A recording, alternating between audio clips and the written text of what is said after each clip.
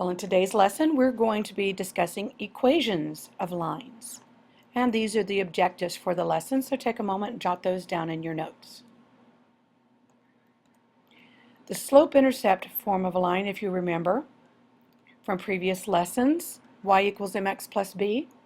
Remember, slope-intercept means that the equation is solved for y. We're to find the slope and the y-intercept of this line. So first of all, we need to solve for y, which means we're going to put it in slope-intercept form. We need to add the 3x to both sides. Now once we have the equation in the form y equals mx plus b, we know that the slope is 3 and the y-intercept is at 0, -5.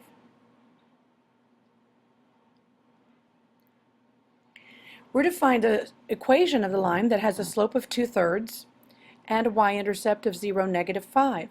Well, that's pretty simple. We know that m is equal to 2/3 and the y-intercept is at a -5.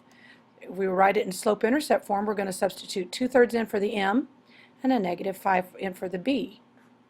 So y is equal to 2/3 x plus a -5, or in simplest form, y is equal to 2/3 x minus 5.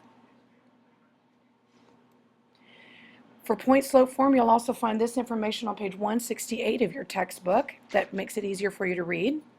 The slope-intercept form uses specifically the y-intercept in the equation. Now the point slope form allows you to use any point together with the slope to form the equation. So if you don't know from the information you're given where that equation intercepts the y, then use point slope form. Point slope form is y minus y sub 1 is equal to m times the quantity of x minus x sub 1, where m is the slope, of course, and these are a point on the line. For example, find an equation of a line with a slope of -2 that goes through the point a -11, -12, and write the equation in standard form.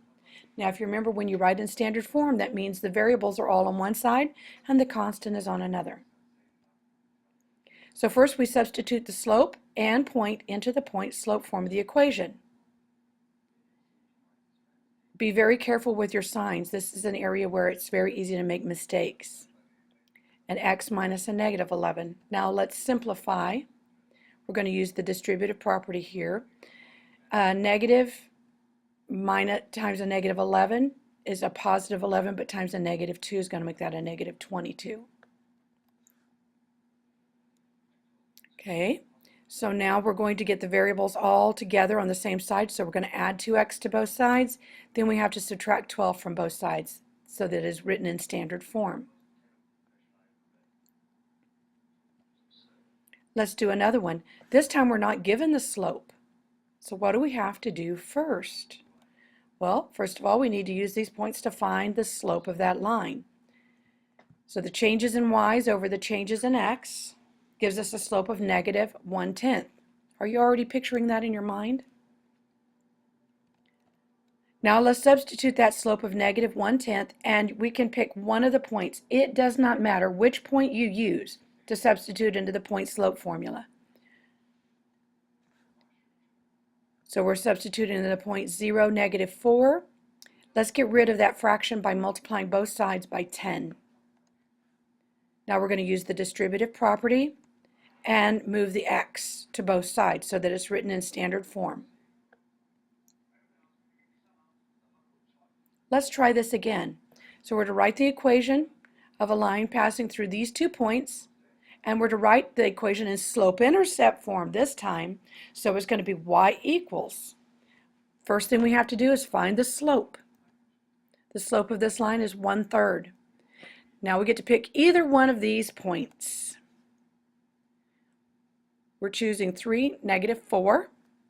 First of all, let's multiply both sides by 3 to get rid of the, well, nope, we didn't do that, did we?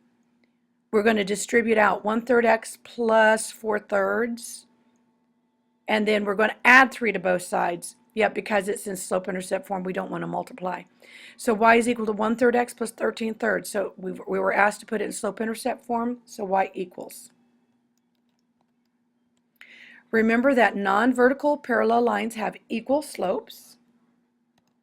Non-vertical perpendicular lines have slopes that are negative reciprocals of each other.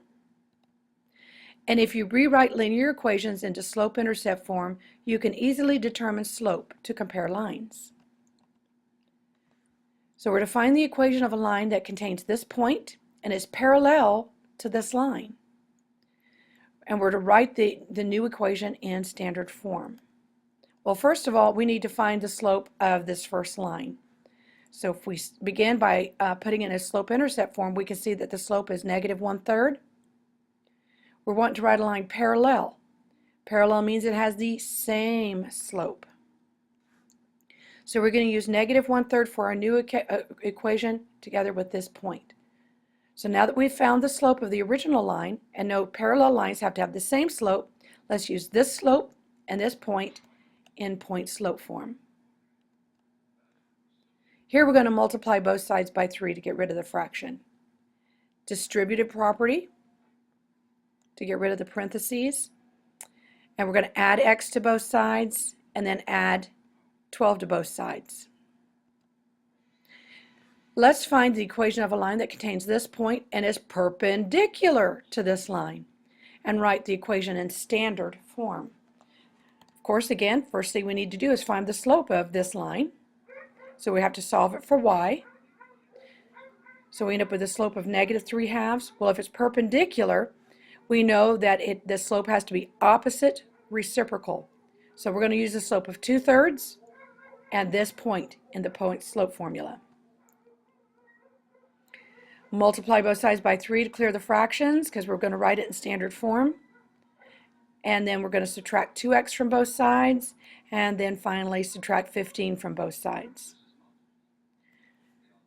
So we have it in standard form. Okay, it is time for you to begin practice on your own.